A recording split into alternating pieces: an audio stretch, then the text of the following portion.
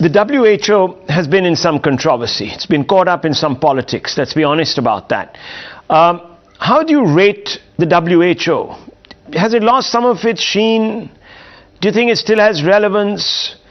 Do you think perhaps they made a few mistakes? Yeah, so many people think the WHO has a budget for pandemic work. And in fact, they have quite a small budget, and I'm suggesting we add about 25% to it, $1 billion a year for this new germ team. So if we rate the WHO based on what they're actually funded to do, I would give them also a high score, an 8 out of 10.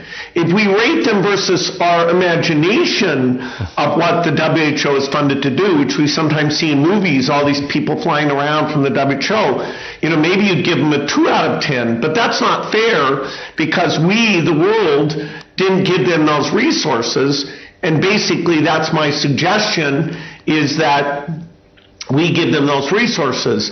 The main attack on the WHO is they got caught in a U.S.-China argument, where the U.S. was trying to make China look bad and China was trying not to look bad. And, the U.S., which I'm embarrassed by, actually quit the WHO in the middle of a pandemic. And so a lot of that is a sideshow, a U.S.-China sideshow that really doesn't relate to something that WHO did or didn't do well.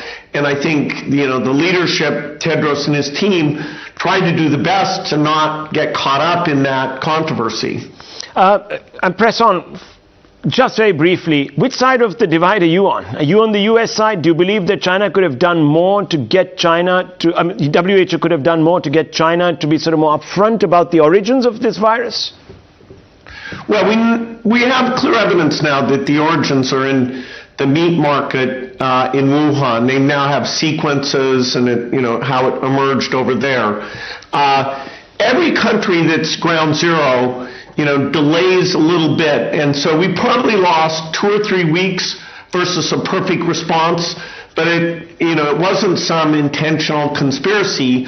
By mid-January, we know the sequence, we know there's a problem, and we see that countries like Australia or the territory of Taiwan, they respond quickly, even though they have lots of people coming there from China, and they're two of the best, now that we look back.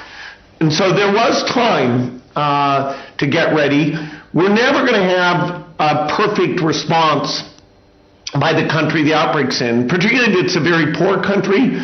It could fester for a long time before we detect it. So I think the U.S. trying to cast blame on China, doesn't really hold up very well. Doesn't hold up.